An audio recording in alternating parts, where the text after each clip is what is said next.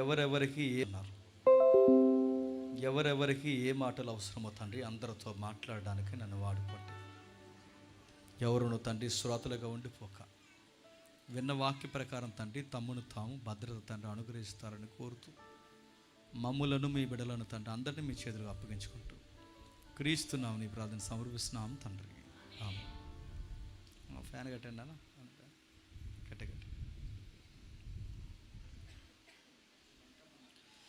జాగ్రత్తగా కొన్ని సంగతులు విందాం. అందరి దగ్గర బైబిల్ ఉందా? ప్రసంగి గ్రంథము, కట్టండి నాన్న, కట్టండి. ప్రసంగి గ్రంథము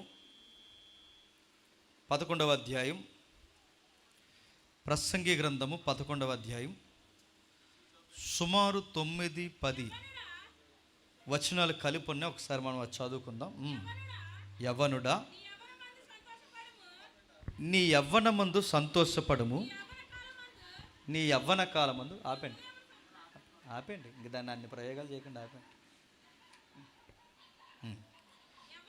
యవ్వనుడా, నీ యవ్వనమందు సంతోషపడము, నీ యవ్వన కాలమందు నీ హృదయము సంతృష్టిగా ఉండనిమ్ము, నీ కోరిక చొప్పునను నీ దృష్టి యొక్క ఇష్టము చొప్పునను ప్రవర్తింపుము. అయితే వీటన్నిటిని బట్టి దేవుడు నిన్ను తీర్పులోనికి తెచ్చినని జ్ఞాపకం ఉంచుకో.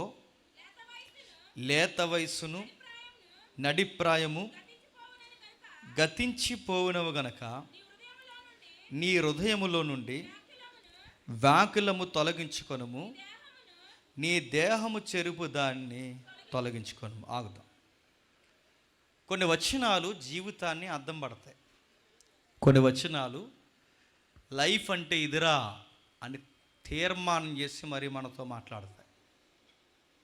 ఈ వచనాలు ఇంత ఘాటుగా మోమాటం లేకుండా ఉండడానికి కారణం ఏంటంటే ఈ ప్రసంగం లేదా ఈ ప్రసంగి గ్రంథాన్ని రాసిన వ్యక్తి రాజు అయిన సొలొమోను.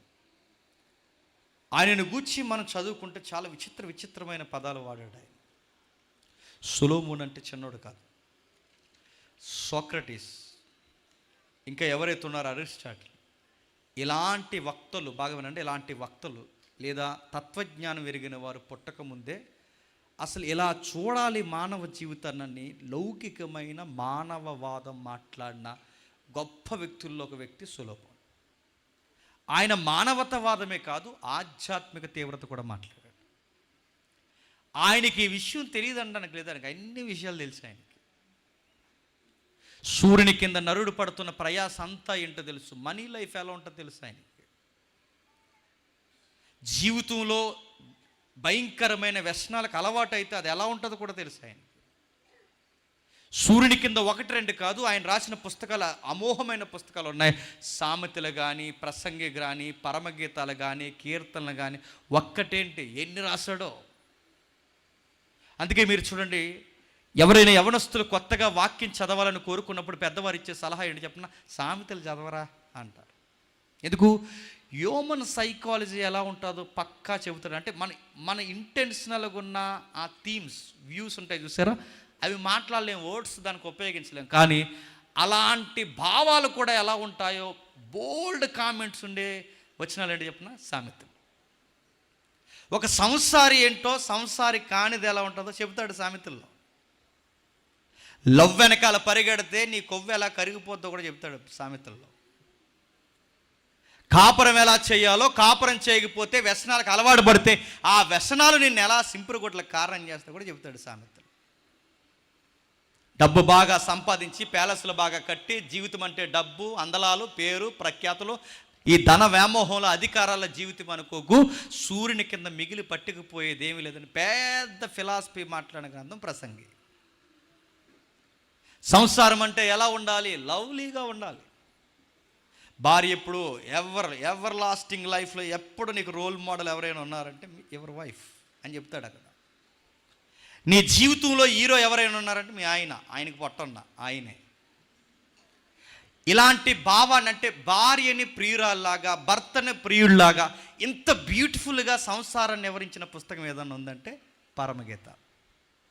లవ్లీ సాంగ్స్ ఉంటాయి అక్కడ.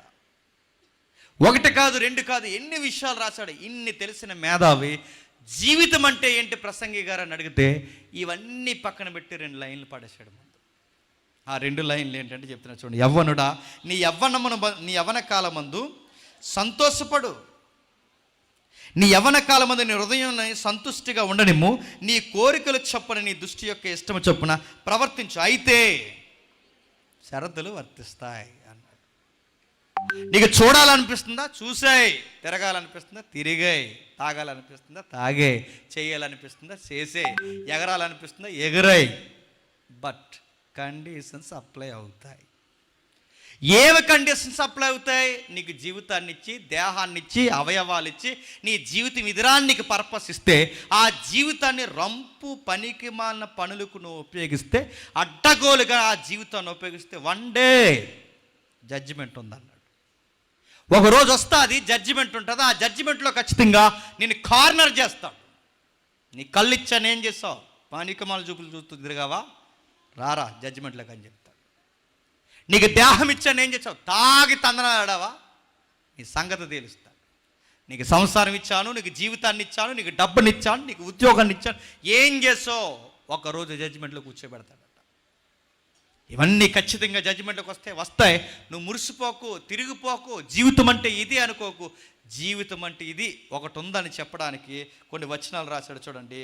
లేత వయసును, చెప్పండి, నడిప్రాయమును గతించిపోవునవి గనక నీ హృదయములో నుండి వ్యాకులము తొలగించుకొని. ఆగుదాం.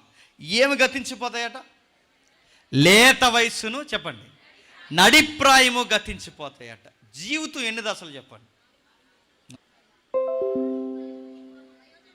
అంత గ్రాంధికం వద్దులేండి, తెలుగులో చెప్పండి. అడుగుతున్నాను. బాల్యము, చెప్పండి, యవ్వనము, ఇక్కడ ఉంది చూడండి, నడిప్రాయము, 4వది వృద్ధాప్యం. ఇప్పుడు బాగా వినండి. లెక్కల్లోకి రాని జీవితాలు ఏంటండి?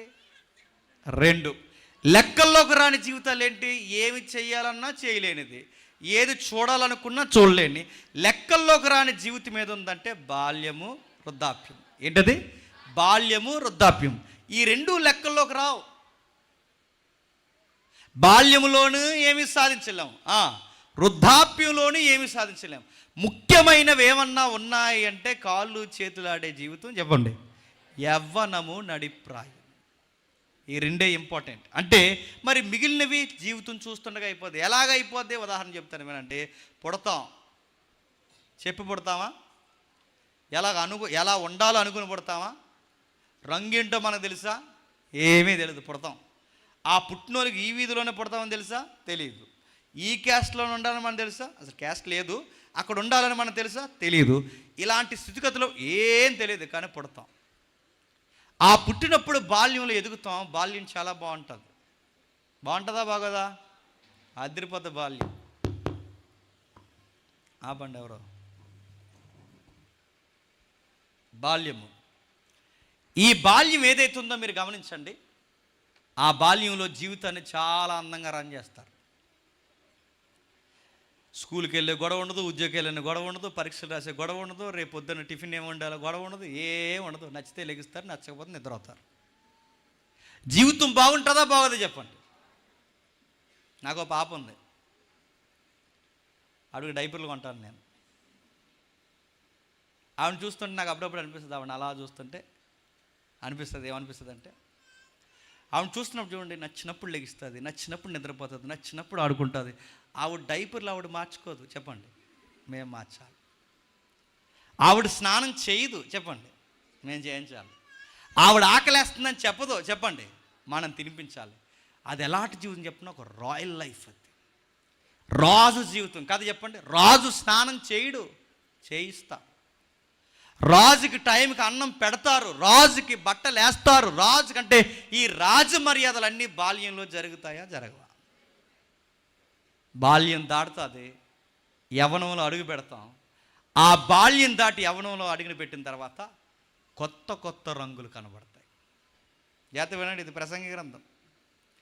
జీవిత అర్థం ఏంటో తెలియజేసే ఒక అనుభవంతో కూడుకున్న ప్రసంగి గ్రంథం. ఆ యవ్వనంలో అడుగు పెట్టిన తర్వాత రంగులు ఏం కనబడుతుంది చెప్పండి. పట్టాన్న ఏదన్నా చెబితే మన బుర్రకి ఎక్కదు. ఒక మాట మాత్రం బాగా నేర్చుకుంటా. ఆ మాట తెలిసిన మాకు తెలుసులే, అంటాం. ఏదన్నా చెప్పారనుకోండి, లింగ్ అంటే 10th పాస్ అయిపోయి ఏమంటారు చెప్పండి? మాకు తెలుసు. కరోనా వాళ్ళు పాస్ అయిపోయారు చాలామంది. ఏదన్నా అంటే ఏమంటారు చెప్పండి? మాకు తెలుసు. అందుకే చూడండి, ఆ ఏజ్ ఒకటి ఉంటుంది, టీనేజ్ అంటారు దాన్ని. 13, 14, 16, 17, 18, 19, 20 టీ ఈ టీనేజ్ అంటారు. ఈ 21 దాటే వరకు అందరూ హీరోయిన్లా ఫీల్ అవుతారండి. వాళ్ళకి ఏది చెప్పినందుకు చూడండి, వాళ్ళ బైకులు తోలే విధానం డిఫరెంట్గా ఉంటుంది. ఎందుకు? ఆడు హీరో అనుకుంటాడు. ఆ ఏజ్ని మీరు గమనించండి, ఆమె వద్దన్న డ్రెస్ కోడ్ మెయింటైన్ చేస్తుంది. ఎందుకు? హీరోయిన్ అనుకుంటారు. అలా కాదు, సివిలెస్ వేసుకోకూడదంటే చెప్పండి, మీకు తెలియదు, మీకు ట్రెండ్ తెలియదు అంటారు. వాళ్ళు ఒక హీరో. అందుకే చూడండి, వాడు వేసుకున్నప్పుడు ఆ డ్రెస్ కోడ్ డిఫరెంట్గా ఉంటుంది. ఇలాంటి ఫంక్షన్ కానీ వచ్చాడు అనుకోండి, సొక్కా అందరిలా వేసుకోడాడు, డిఫరెంట్గా వేసుకుంటాడు. ఆ టీనేజ్లో ఉన్నవాడు ప్యాంట్ అందరిలా వేసుకోడు, తిరగేసి వేసుకుంటాడు. ఆడు తింటున్నప్పుడు అందరిలా ఉండు, దిగేటప్పుడు మెట్లు అందరిలా దిగడు, డిఫరెంట్. అంటే వాడి అట్రాక్షన్ చేయాలి. అందుకే చూడండి, ఆ ఏజ్లో ఎక్కువగా వాళ్ళు వేసుకున్న డ్రెస్సులు చూడండి, చిరిగిపోయిన బట్టలు లాంటి బట్టలు వేసుకుంటారు. అట్రాక్షన్ అంటే ఏదో ఒక అట్రాక్షన్ చేయాలంటే వారిని ఆకర్షించాలి. సమాజాన్ని ఎవరైనా ప్రత్యేకంగా డిఫరెంట్గా ఉన్నారు అని ఏదో ఒకటి కోరుకుంటారు. వాళ్ళు నడిచే విధానం కానీ, మాట్లాడే విధానం కానీ, బైక్ తోలే విధానం కానీ, ప్రతి విషయంలో ఏదో ఒకటి కోరుకుంటారు. టీనేజ్ అలా నడుస్తుంది.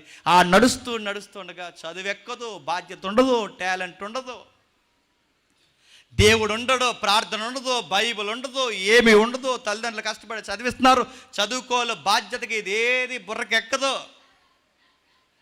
ఆ ఇంటర్మీడియట్ డిగ్రీ అవ్వగొట్టరు. లింగుమని ఒకరోజు ఇంటికి వస్తారు. డాడీ, మమ్మీ, నీకు విషయం చెప్పాలి. ఏంట్రా అని అడుగుతారు. ఏమనకూడదు మరి అన్నాడు. ఏమనలేరా అన్నారు. మీరేమనుకోనంటే, నేను ప్రగాఢముగా ఒక అమ్మాయిని ప్రేమిస్తాను. ప్రగాఢంగా. వద్దురా, నీకు చదువు ఇంకా చదువుకుంటున్నావు, ఇప్పుడు పెళ్ళి అంటరా. నాహీ జిందగీ, పెళ్లి చేస్తారు చేయరా అంటాడు. మీరు చేసినా చేయకపోయినా, నా ప్రేమను మీరు ఒప్పుకోకపోయినా, రేపే నేను గుడిలో చెప్పండి, లేదా రిజిస్టర్ ఆఫీస్లో, లేదా ఎక్కడి నుంచి వెళ్ళిపోతాం. ఇలాంటి బిల్డప్ కవర్లు తీసి జీవితంలో తెలిసి తెలియని వయసులో ఏం చేసుకుంటారు చెప్పిన? పనికి మాలిన బంధాలు పెట్టుకుంటారు. ఆడపిల్ల కూడా భయం లేకుండా ఈ మధ్య ఏం చేస్తారు చెప్పిన? చదువుకోవే అని పంపిస్తే చదువుకోకుండా ఏం చేస్తుంది చెప్పిన? డాడీ, మమ్మీ, మీకు విషయం చెప్పాలి. ఏంటి? ఆడిని నేను ప్రగాఢంగా ప్రేమిస్తున్నాను అందంట. ఆడు మాకేం నచ్చలేదు, నీకెలా నచ్చాడే? ఆడి గడ్డం, ఆడి ఎవ్వారం, ఆడి మీ కళ్ళతో కాదు, నా కళ్ళతో చూడండి అంట. మన కళ్ళు కాదు, మీ కళ్ళతో కాదు, నా కళ్ళతో చూడండి. ఏ కళ్ళతో చూసినా పాసిపళ్ళు, ఆ మాసిపోయిన గడ్డమే. ఆ కాకెదవ నీకేమి నచ్చాడు?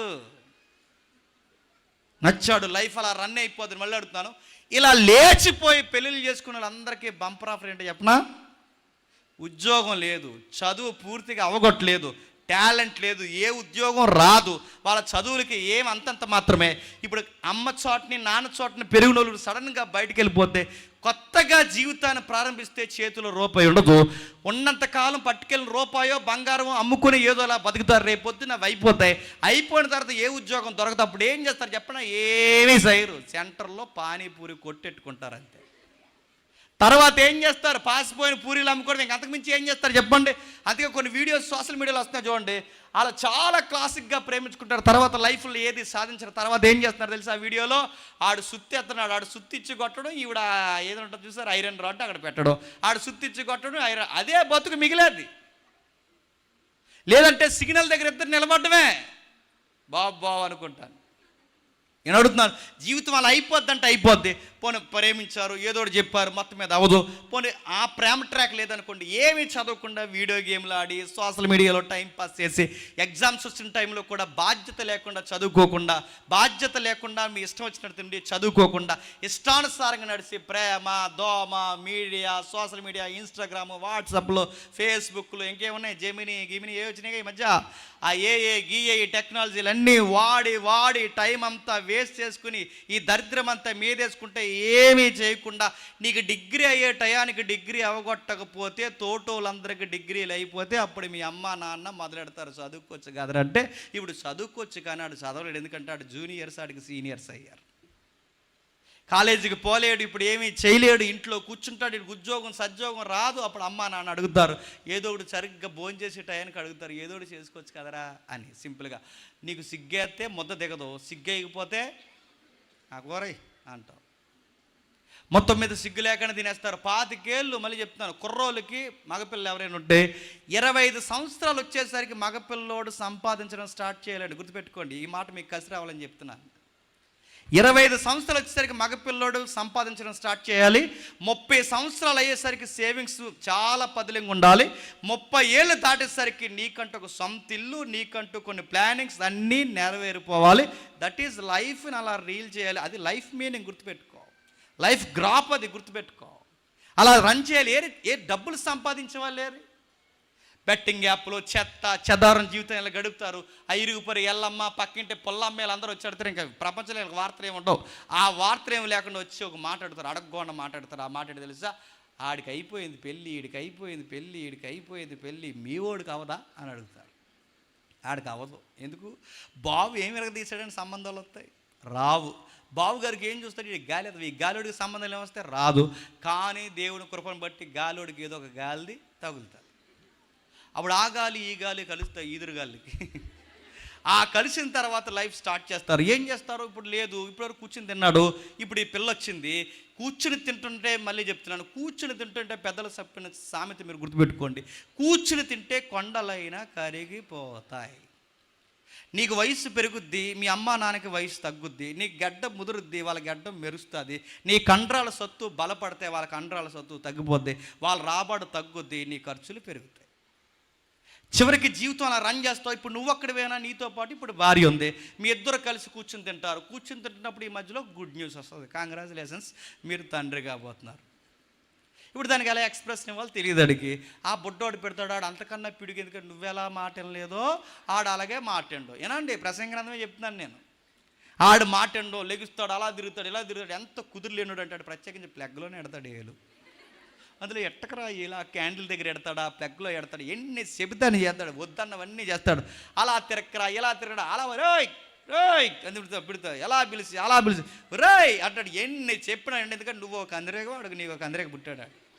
ఆడు అలా ఇలా తిరుగుతాడు, అలాగే ఇలా తిరిగితే అలా ఉండరా ఎలా ఉండరా అంటాడు. బొడ్డోడు ఎదిగి ఎదిగి ఎదిగి ఆడు మాట్లాడుతూ ఎదుగుతూ అంటాడు, రే మాటన పెట్టరా మీ నాన్న చెప్తున్నా, ఎందుకు వినాలంటాడు. అది పెద్ద క్వశ్చన్. అది నీ మాట నేను వినాలరా, ఎందుకు వినాలరా, ఎందుకు వినాలని అడుగుతాడు. వినాలరా, అప్పుడు చెప్తాడు ఆన్సర్, సీరియస్ ఆన్సర్ ఏంటి చెప్పిన, నేను మీ నాన్నరా అంటాడు.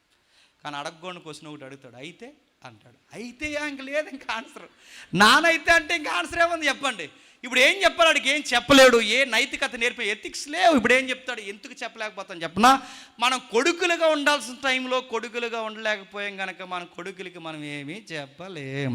మన కూతురుగా ఉండాల్సిన టైంలో మన కూతురుగా ఎలా వ్యవహరించాలో తెలియలేదు కనుక నీ కూతురికి నువ్వేమీ చెప్పలేవు. మీ ఎంటీ మైండ్తో మీ బిడ్డలకు మీరేమి నేర్పించగలరు? ఏమి నేర్పించలేరు. అదుగో ఇదిగో అని పెంచే సమయానికి అమ్మా నాన్నకి వయసు అయితే ఇప్పుడు నీ జీవితానికి 2 జీవితాలు ఆధారపడి ఉన్నాయి. ఒకటి నీ భార్య, 2 పిల్లలు. వీళ్ళందరూ నీ మీద పడితే ఇప్పుడు నీకు బుర్రెలుగుద్ది. ఆ బుర్రెలిగే సమయానికి నీకు నడి వయసు వచ్చేస్తుంది. ఆ నడి వయసు వచ్చినప్పుడు సామెతలు వినబడతాయి బయట. ఆ సామెతలు ఏంటి చెప్పినా, కాస్త ఓపుకుండగానే 4 రాళ్ళు వెనకేసుకోవాలి, 4 కాత వెలుగుండగానే ఇల్లు చెప్పండి చక్క పెట్టుకోవాలి. ఇలాంటి సామెతలు వినబడుతున్నప్పుడు కూలి పనుకో, ఏదో ఒక పనుకో, పార్ట్ టైంకో, ఇంకేమీ చేయకపోతే సెక్యూరిటీకో, ఏదో ఒక దానికి మొత్తం మీద పోయి రూపాయి దాస్తాం. ఎప్పుడు నడి వయసు దాటగా. ఆ రూపాయి దాస్తున్న సమయానికి మీరు గమనించండి, దాస్తున్నాం, బాగుంది, వెళుతున్నాం, కష్టపడుతున్నాం, తెస్తున్నాం, పెడుతున్నాం. ఇప్పుడు బాగా వినాలి, బాల్యమైంది, యవనమైంది, నడిప్రాయంకి వచ్చా, నడిప్రాయంలో సంపాదించడం స్టార్ట్ చేస్తాం. సంపాదించి ఒక 10 ఏళ్ళు 15 ఏళ్ళు సంపాదించాం, అమ్మయ్య అనుకునే సమయానికి బంపర్ ఆఫర్ వస్తుంది. ఆ బంపర్ ఆఫర్ ఏంటంటే షుగర్లో, బీపీలు, అల్సర్లో, తినదరగపోవడం, కలుగన పడవడం, పిప్పులు బాధ, అరికాల మంటలు చెప్పండి, సైబాల్ డబ్బా అయిపోయింది జీవితం.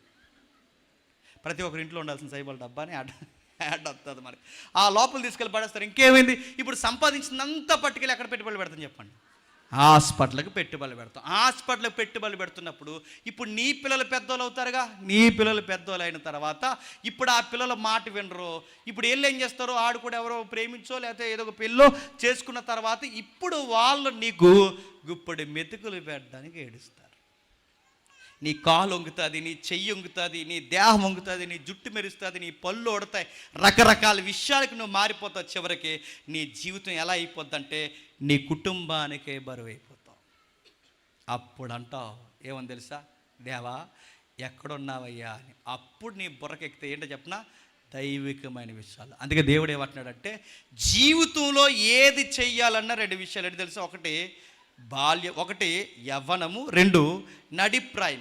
ఈ 2 దాటొచ్చి వృద్ధాప్యంలో పడిన తర్వాత దేవా ఇప్పుడు నేను వస్తున్నాను నీ సన్నిధికి, నన్ను చేర్చుకో ప్రభు అంటే దేవుడు అంటాడు ఎవడరా నువ్వు అని అడుగుతాడు. గుర్తుపెట్టుకో, నీ జీవితాన్ని ఏం చేస్తావు, యవ్వనమంతా నీ ఇష్టానుసారంగా తిరిగావు, నడిప్రాయంలో సంపాదన తిరిగావు. ఇప్పుడు కాలు చేయి వంగి నీకు షుగర్ బీపీ వచ్చిన తర్వాత నేను గొప్ప ఉద్యోగంతో నీ సంఘానికి వస్తాను ప్రభు.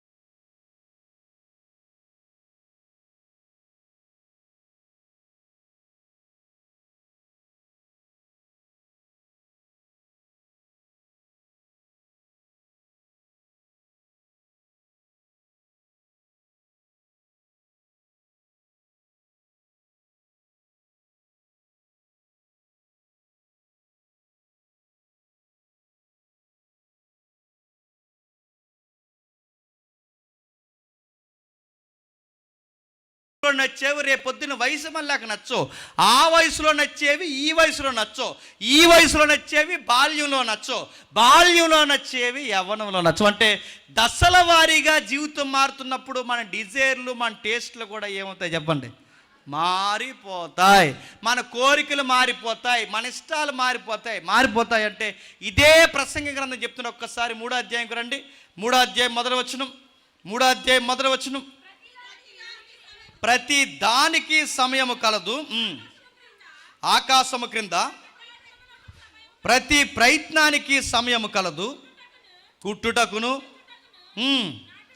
నాటుటకును, నాటబడిన దాన్ని పెరికివేయుటకును, చంపుటకును బాగు చేయుటకును, పడగొట్టవుటకును, దుఃఖించుటకును నాట్యమాడుటకును, రాళ్లను పారవేయుటకు, రాళ్లను కుప్పవేయుటకు, కౌగిలించట మానుటకు, వెతుకుటకు, పోగొట్టుకోవుటకు, దాచుటకు, పారవేయుటకు, చింపుటకు, కుట్టుటకు, మౌనంగా ఉండుటకు, మాట్లాడుటకు, ప్రేమించుటకు, దేశించుటకు, యుద్ధం చేయుటకు, సమాధాన పడుటకు, ప్రతి దానికి ఏముంది చెప్పండి సమయం కాదు.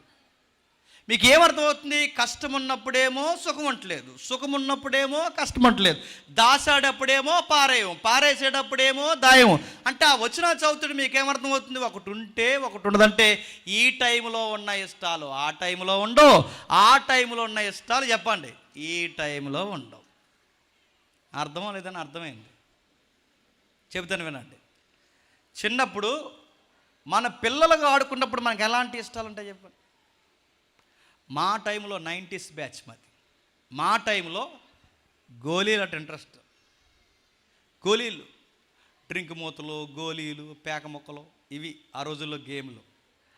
ఆ గోళీలు ఆట ఆడుతున్నప్పుడు ఏదన్నా కొనుక్కొండ్రా అని పిల్లలకి ఇస్తే వాళ్ళు తినుబండారాలు ఏం కొనుక్కోకుండా ఏం కొనుక్కున్నారు చెప్పండి? గోళీలు కొనుక్కున్నారు. గోళీలతో ఆడేవారు, గోళీలు పట్టుకుని నిద్రపోయారు, గోళీలు పోగేసుకున్నారు, గోళీలతో తిరిగేవారు. అంతా గొలిక్కాయలతోనే జీవితం అంతా. మా ఫ్రెండ్ ఒకడు ఉండేవాడు, ఆడు గోళీలు ఎంత జీవితం, ఆడు బాగా ఆడేవాడండి. మరి ఆడికి ఎక్కడ ట్రైనింగ్ ఏడు తెలియదు, బాగా ఆడి అన్ని గోళీలు దొబ్బేసేవాడండి. మా దగ్గర అందరి దగ్గర ఆడేశాడు. ఆడినాడు ఆడకుండా మమ్మల్ని ఎక్కిరించడానికి ఇలా జేబులు వేసుకుని ఇలా ఊపుకుంటూ తిరిగేవాడు. ఇదిగా నా దగ్గర అదో పెద్ద ప్రాపర్టీ ఆ రోజుల్లో, ఆస్తి. వాటిని దాచుకోవడం, అది ప్రాపర్టీలో ఫీల్ అవ్వడం, తిరగడం, ఇలాంటివన్నీ చేసిన తర్వాత ఆ గోళీలు ఇలా జేబులు వేసుకుని రాత్రులు నిద్రపోయే ముందు పడిపోతాయేమని ఆ జేబుకు లబ్బర్ ఎట్టేవాడండి. లబ్బరే, ఆ లబ్బర్ పెట్టుకుని పడిపోకంట. ఈరోజు వాడు ఆఫీసర్ అయిపోయాడు, సిఐ, సర్కిల్ ఇన్స్పెక్టర్. మేము డిపార్ట్మెంట్లో ఉన్నాను, వాడు ఆఫీసర్ అయిపోయాడు. మేము ఆడుకున్న వాళ్ళు, మా అన్నయ్య వాళ్ళు కొంతమంది బ్యాంక్ ఎంప్లాయీస్ అయిపోయారు, కొంతమంది టీచర్లు అయిపోయారు. మెజారిటీకి మేము ఆడుకున్న వాళ్ళందరం ఏదో గవర్నమెంట్ ఎంప్లాయీస్ అయిపోయాం. అయిపోయిన తర్వాత ఇప్పుడు ఆడికి ఏదో ఒక ఫంక్షన్ జరుగుతుంది. ఆ ఫంక్షన్ జరిగినప్పుడు ఆడు గొలికెళ్ళాడు, బాగా ఆడేవాడు. గిఫ్ట్లు ఇన్ని గోళీలు పట్టుకెళ్ళాను అనుకోండి, ఏమంటాడు చెప్పండి? ఆడు ఏట్రా జేమ్స్ ఇది తెచ్చావు అంటాడంట. చిన్నప్పుడు ఆడుతూనే ఆడేవాడు, ఆడుతూనే పరిగెట్టేవాడు, ఆడుతూనే నిద్రపోయేవాడు. అందుకే నీకు అవంటే ఇష్టమని ఆ గొలిక్కాయలు నేను తెచ్చాను రా, బస్తా తీసుకో అన్నాను అనుకోండి, ఏమంటాడు చెప్పండి? నవ్వుతాడా? నవ్వడా? నవ్వుతాడు, ఖచ్చితంగా నవ్వుతాడు. ఏమంటాడు? అది అప్పుడు రా, ఇది ఇప్పుడు రా. ఇప్పుడు ప్రశ్న, మరి అప్పుడున్నవాడు ఆడే చెప్పండి, ఇప్పుడున్నవాడు ఈడేవాడు, వాడే వీడు. మరి ఈడికి బాగా వినండి, అప్పుడున్న ఇష్టాలు ఇప్పుడెందుకు లేవు, ఇప్పుడున్న ఇష్టాలు అప్పుడెందుకు లేవంటే వయసును బట్టి ఇష్టాలు ఏమైనా చెప్పండి. ప్రసంగి అదే చెప్తున్నాడు. ఏమంటున్నాడంటే, ఇప్పుడు ఏదో దొరకలేదని, ఏదో అందలేదని, ప్రేమించిన వాళ్ళ దగ్గర లేరని డిప్రెషన్లోకి వెళ్ళిపోకు. జీవితం అర్థం ఇది కాదు. ఇప్పుడు ఏటి వెనకాల పరిగెడుతున్నావు, రేపు పొద్దున్న నీకు వయసు మళ్ళిన తర్వాత వీటి వెనకాల నేను పరిగెట్టానని నీకు నువ్వే నవ్వుకుంటావు. ఇంకా నీకు బాగా అర్థం కావాలంటే ఉదాహరణ చెబుతాను, వినండి. ఎప్పుడు హై క్లాస్ బస్సు ఎక్కిన వాడికి బస్సు ఎక్కే వరకే సరదా. బస్సు ఎక్కిన తర్వాత ఏమవుద్ది? బస్సు పడకపోతే తలపోటు, మోషన్స్ గ్యారంటీ. గుర్తుపెట్టుకో. బస్సు ఎక్కిన వాడికి బస్సు ఎక్కే వరకే సరదా. ఫ్లైట్ ఎక్కిన వాడికి ఫ్లైట్ ఎక్కిన తర్వాతే సరదా. ఆ ఫ్లైట్ ఎక్కిన తర్వాత తలపోటు దిగిన తర్వాత.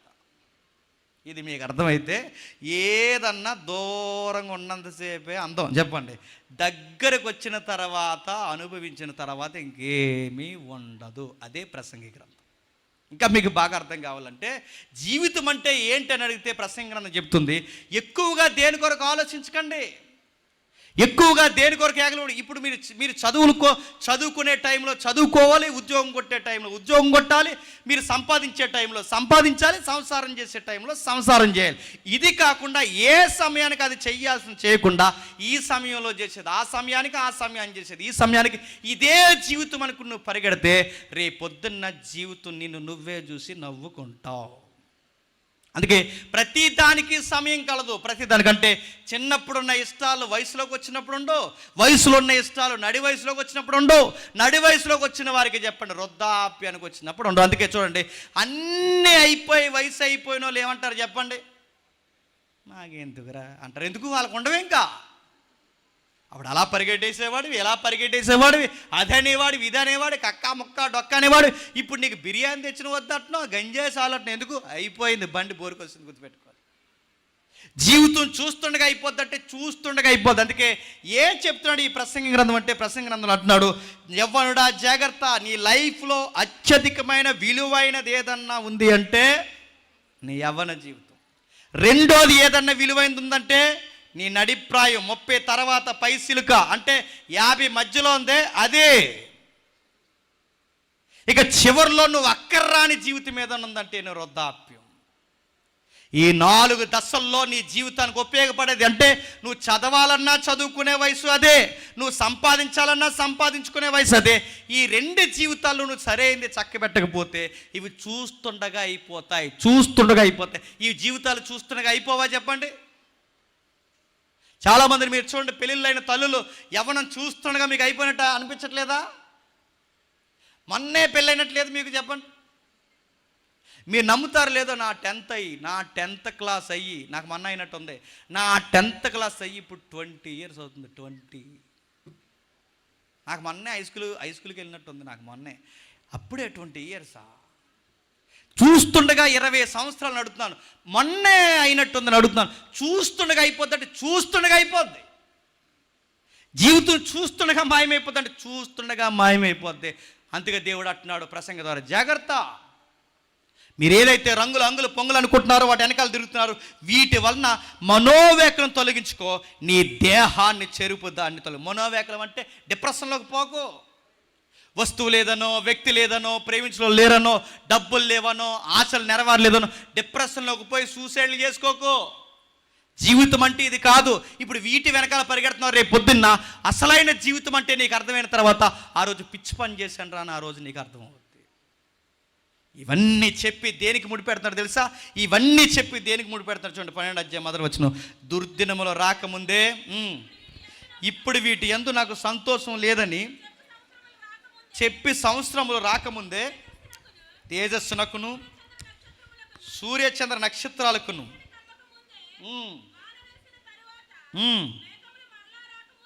మేఘములు మరలా రాకముందే నీ బాల్య దినములు యందే సృష్టికర్తను స్మరణకు తెచ్చుకో. 12వ అధ్యాయం బాగా ఉండండి. 11వ అధ్యాయం జీవిత దశల కోసం మాట్లాడి 12వ అధ్యాయం దేనికి ముడిపెడుతున్నాడు? నీ బాల్య దినములందే సృష్టికర్తను స్మరణకు తెచ్చుకో. జీవితం అంటే అర్థం ఏంటో తెలుసా? యవ్వనము కాదు. జీవితం అంటే నడిప్రాయంలో సంపాదించడం కాదు. బాల్యంలో తెలిసి తెలియకుండా జీవితాన్ని గడిపడం కాదు. సృష్టికర్తను చిన్నప్పటి నుండే స్మరణకు తెచ్చుకో. జీవిత పరమార్థం ఏదన్నా ఉందంటే దేవుడు దేవుడు అని పట్టుకో.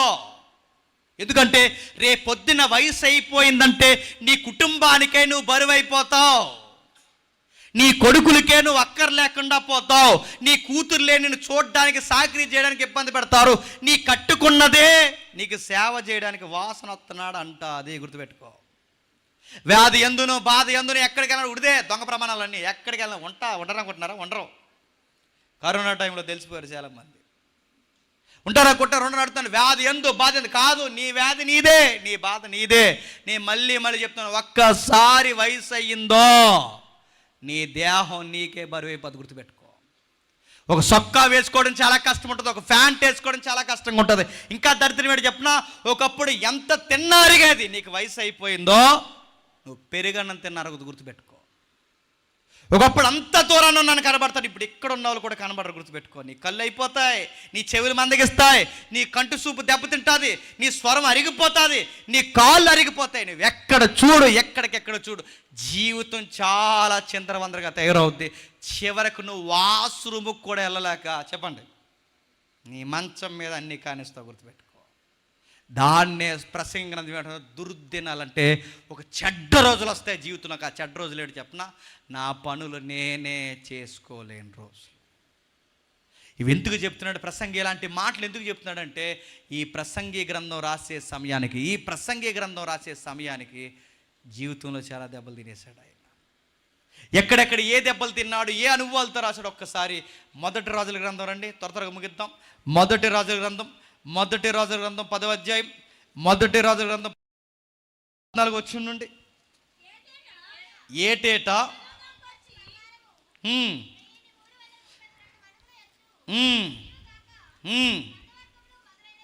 గంధవర్గములు మొదలైనవి అరేబియా రాజుల యొద్ద నుండి, దేశ అధికారుల యొద్ద నుండి అతనికి చాలా వచ్చుచుండెను. రాజైన సొలొమోను సుత్తుతో కొట్టిన బంగారముతో, బాగా వినండి, ఆ 14 చూడండి. సొలొమోనికి ఏటేటా వచ్చు బంగారము 1330 మణుగుల ఎత్తు వస్తుందట. గంధవర్గాలు వస్తున్నాయట, అరేబియా బంగారం వస్తుందట, సుత్తుతో కొట్టే బంగారం, సుత్తుతో కొట్టని బంగారం, అంటే రకరకాల గోల్డ్లో కేటగిరీస్ ఉంటాయి చూసారా, అన్ని రకాల బంగారాలు వస్తున్నాయట. ఈ టైంలో మీకు సామెత చెబుతాను వినండి. బంగారం కోసం గుండె అయిన అడ్వర్టైజ్మెంట్ ఇస్తాడు. డబ్బులు ఊరకే ఎవరికి విషయం చెప్పిన, డబ్బులు ఊరకే రావన్నది నిజమే. ఆ పెద్ద ఆయన చెప్పే మాట నిజమే, డబ్బులు ఊరకే రావు. కానీ డబ్బులు ఊరకే రావన్న మాటకి క్వైట్ ఆపోజిట్ అని చెప్పిన, సొలొమోనికి గోల్డ్ ఊరకే వస్తుంది. సొలొమోనికి ఊరకే ఎక్కడి నుంచి? అరేబియా రాజులు గిఫ్ట్లు పంపిస్తున్నారట. ఆవిడెవరు వస్తారు? సేవదేశపు రాణి. ఆవిడ వాళ్ళ మీద బంగారం తెస్తుందంట. భూ దిగంతాల దగ్గర నుంచి అధిపతులు, సామంతులు అందరూ బంగారం. ఎంత బంగారం ఎక్కువైపోయిందో ఆయనకి. చిన్న పెద్ద తేడా లేదు, అందరూ ఆయన పొగుడుతున్నారు, బంగారం తెస్తున్నారు. ఏం చేస్తాడు ఈ బంగారంతో అంటే 16 వచనంలో చూడండి, రాజు అయిన సొలొమోను సుత్తుతో కొట్టిన బంగారం అడుగులు గల 200 డాళ్ళు చేయించిన డాలు ఒక్కొక్కటికి 600 తులముల ఎత్తు బంగారం ఉండెను. మరియు సుత్తుతో కొట్టిన బంగారంతో 300 కేడములు చేయించును. కేడెం ఒక్కొక్కటికి 100 బంగారపు తూముల ఎత్తు బంగారం ఉండి. అంటే డాల్ చేస్తున్నాడు. బంగారం ఎక్కువైపోతే ఏం చేస్తున్నాడు చెప్పండి? డాల్ అంటే ఏంటి? ఎదుటోడు ఎవడైనా బాణం వేస్తే ఆ బాణం తగలకుండా ఆ బాణానికి అడ్డు పెట్టుకునే దాన్నే చెప్పండి. ఎంత బంగారం ఎక్కువైపోయిందండి సొలొమోనుకి. డాళ్ళు చేయించాడంట, బంగారంతో కత్తిలు చేయించాడట, బంగారంతో పాత్రలు చేయించాడట. ఆ కింది వచనం చూడండి, 21వ వచనంలో, మరియు రాజు అయిన సొలొమోను పానపాత్రల బంగారం ఎన్ను, లెబనోను అరణ్యమందు పానపాత్రల బంగారం ఎండిది ఒక్కటి ఎన్నిక రాలేదు. సొలొమోను దినముల్లో ఎన్నిక రాలేదు. ప్రతి పాత్ర ఏం వాడుతున్నాడు చెప్పండి? బంగారం. అప్పుడప్పుడు కొంతమంది మోతుబర్లు సోగ్గాళ్ళు ఏమంటారంటే, మా తాతలు గోల్డ్ స్పూన్ రా అన్నారంట. మా తాతలు గోల్డ్ స్పూన్ అంటే మా తాతలు బంగారం స్పూన్తో తిన్నారని చెప్తున్నారు అనమాట. మీ తాత స్పూనే బంగారమేమో, కానీ సొలొమోనుది చెప్పండి, అన్నం తినే ప్లేట్ బంగారం, స్నానం చేసే బకెట్ బంగారం, డొక్కు బంగారం, ఇంకా చెప్పండి ఆ ప్లేట్ బంగారం, ఆ స్పూను బంగారం, ఇంకా ఆ మెట్లు బంగారం, ఆ సింహాసనం బంగారం, ఆ కత్తి బంగారం, ఆ డాలు బంగారం, ఒక్కటేంటి నడిసే మెట్లు బంగారం, అన్ని బంగారం.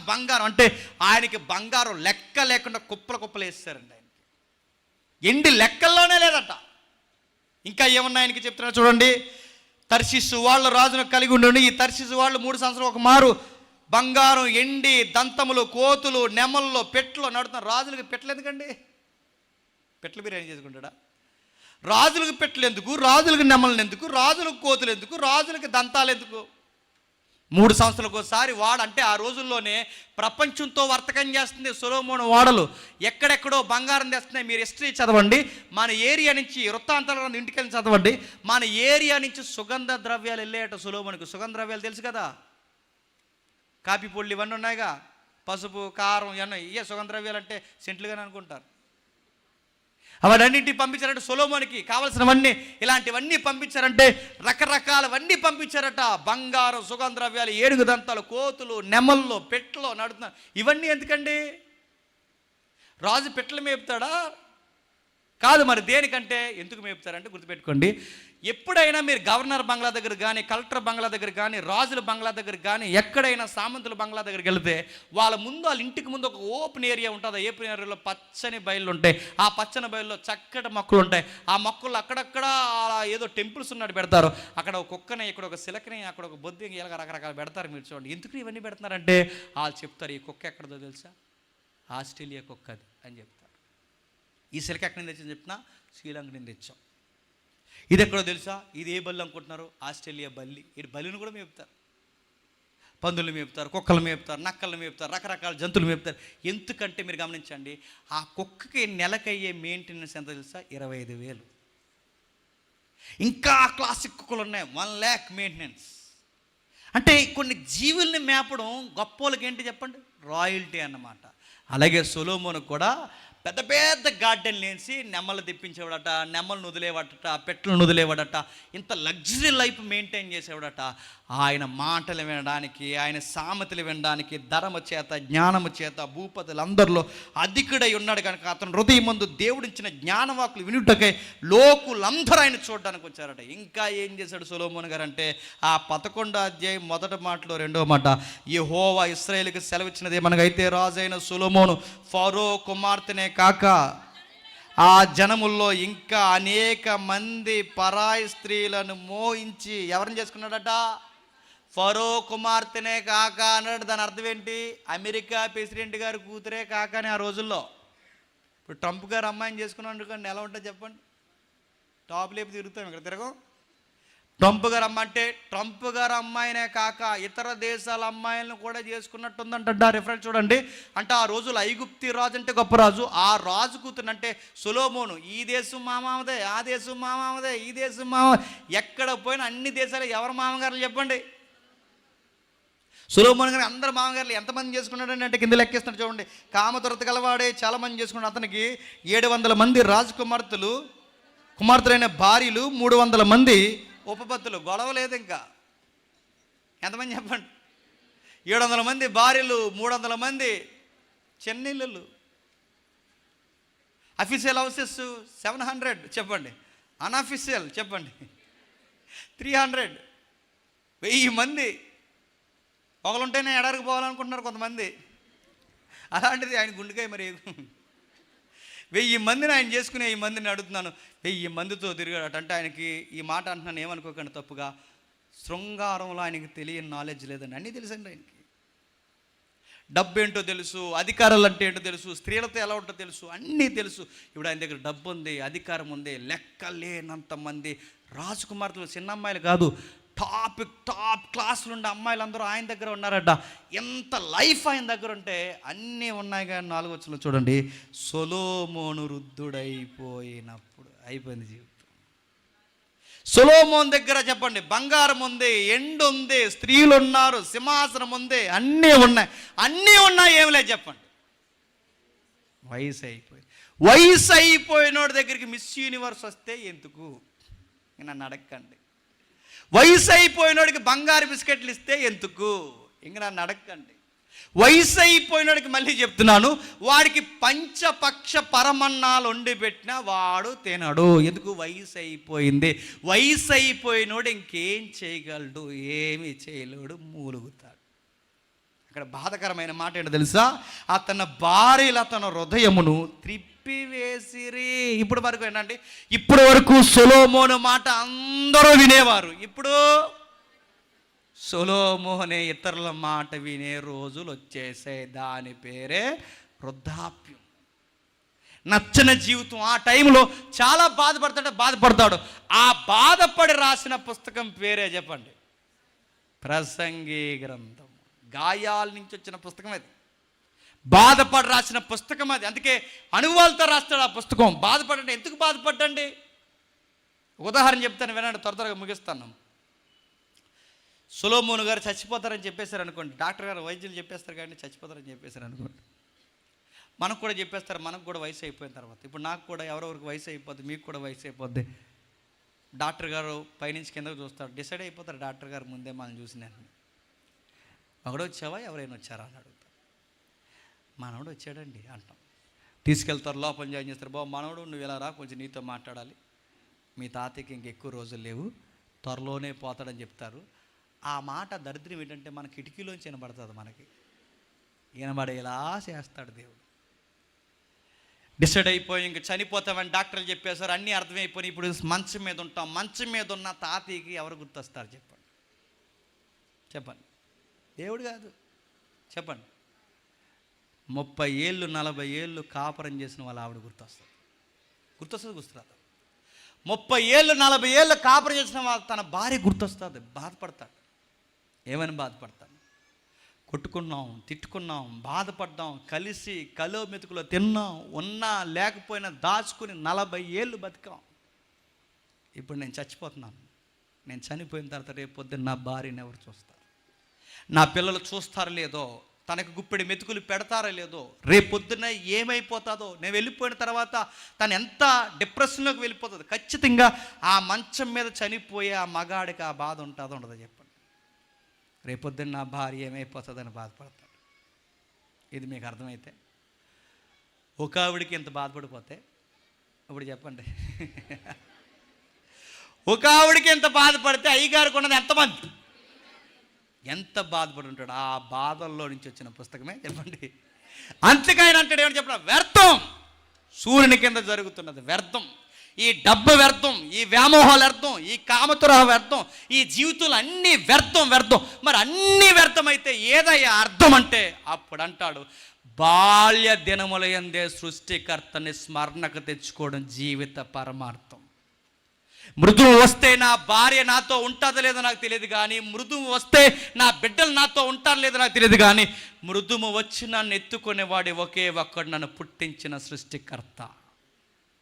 నా జీవితం అర్థవంతంగా ముగిసిపోవాలంటే డబ్బు కాదు, నా జీవితం అర్థవంతంగా ముగిసిపోవాలంటే బంగారం కాదు, నా జీవితం అర్థవంతంగా ముగిసిపోవాలంటే అధికారాలు కాదు. నా జీవితం అర్థవంతంగా ముగిసిపోవాలి అంటే నేను దేవుని కోసం చేసిందే ముగిసిపోతాను. నేను దేవుని కోసం చేసినందుకే చెప్తున్నాను చూడండి. ఆ ప్రసంగ గ్రంథంలో ఆ చివరి వచనం అంటున్నాడు చూడండి, 12వ అధ్యాయం చివరి వచనం, గూఢమైన, ఇంకా పై వచనం, ఇదంతయు విన్న తర్వాత తేలిన ఫలితార్థం ఇదే, దేవుని యందలి భయభక్తులు కలిగి ఆయన కట్టడలను అనుసరించి నడుచుచుండవలెను, మానవ కోటికి ఇదే విధి. భగవాన్ జీవితంలో దేవుని కొరకు చేసే దశలు ఏమన్నా ఉన్నాయంటే రెండే. ఒకటే లేత వయసు, చెప్పండి, నడిప్రాయం, సంపాదించాలన్నదే, దేవుడి కోసం ఏదన్నా చేయాలన్నదే, దేవుడి కొరకు రేపు పొద్దున్న నిలబడి దేవా ఇది చేశానని చెప్పుకోవాలనుకున్న రెండు జీవితాలు అవే. ఇవి కానీ దాటిపోయాయో రేపు పొద్దున్న నువ్వేం చేయాలనుకున్నా చెయ్యలేవు.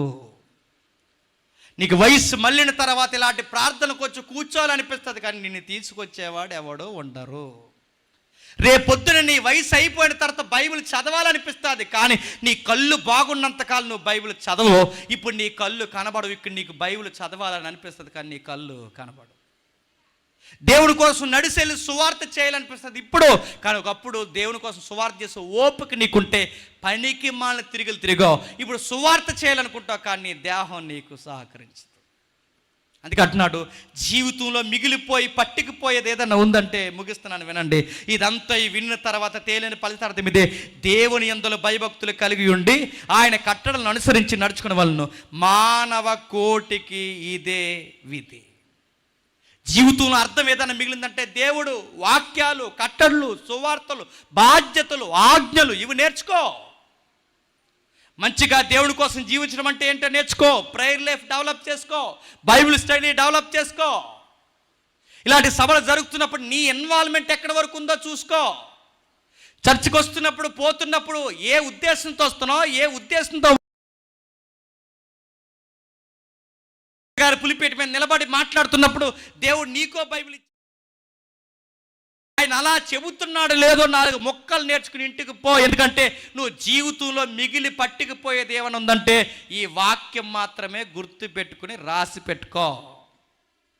లేదు నేను చదివాను, లేదు నేను దాసంటే నీ చదువు ఆ రోజు అక్కడికి రాదు, నీ సంపాదన నీకు ధైర్యం ఇవ్వదు, నీ డబ్బులు నీకు ధైర్యానికి నిలబడవు.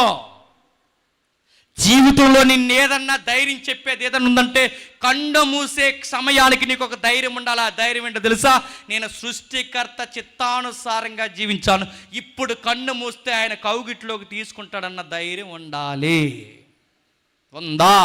చర్చికొచ్చి దొంగ మాటలు, చర్చికొచ్చి దొంగ పనులు, చర్చిలో కూర్చుని పనికిమాల మాటలు, చర్చికొచ్చి సాటింగ్లో చెత్త చెదారం చేస్తే చంపేస్తాడు. ఏమనుకుంటున్నావు? మళ్ళీ చెప్తున్నా, ఏమనుకుంటున్నావు? జీవితం అంటే ఆటలు అనుకుంటున్నావా? జీవితం అంటే ఏమనుకుంటున్నావు? ఎగురులు అనుకుంటున్నావా? జీవితం అంటే ఏమనుకుంటున్నావు? సరదా అనుకుంటున్నావు? జీవితం అంటే జోకులేసుకుని బతికాడం అనుకుంటున్నావు? జీవితం అంటే ఏమనుకుంటున్నావు? గిర్రను తిరిగి ఒకేసారి వృద్ధాప్యంలో కూర్చోబెడతా జీవితం ఏమనుకుంటున్నావు?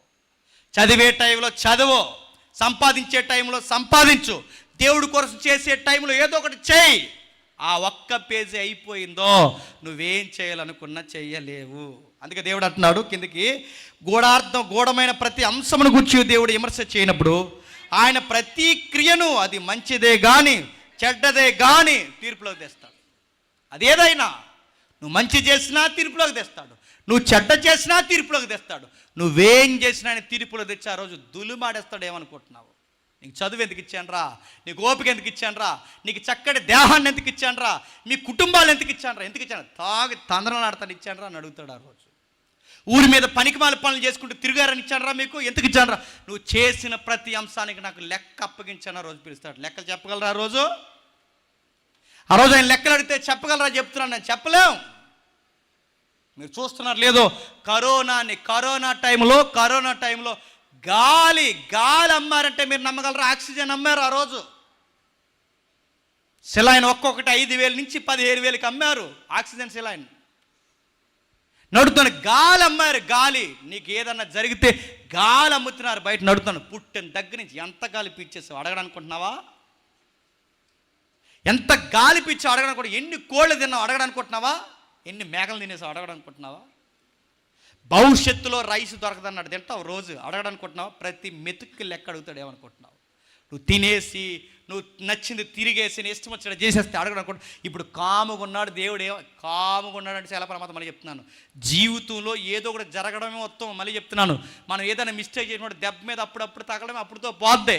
కానీ ఆయన ఏమనకండాలు వదిలేసినట్టు ఆయన ఇప్పుడు కాదు నీకు గీస్తున్న స్కెచ్ చెప్పండి జడ్జిమెంట్కి పెట్టాడు. గుర్తుపెట్టుకో, ఆ రోజు ఖచ్చితంగా ఇవన్నీ ఎలుగులోకి తెస్తాడు. అందుకే సొలొమోను అనుభవాలతో రాస్తున్నాడు. ఏమని రాస్తున్నాడు? జీవితంలో ముఖ్యమైన దశలు ఉన్న యవనుడా, నీ ఇష్టానుసారంగా పరిగెట్టిన జాగ్రత్త. యవన స్త్రీ, నీ ఇష్టానుసారంగా పరిగెడితే జాగ్రత్త. ఇదిగో పురుషుడా, స్త్రీ, మీ అందరికి జాగ్రత్త. జీవితంలో దేవుడి కోసం ఏదో ఒకటి చెయ్యండి. వయసు అయిపోతే ఏమీ చేయలేరు.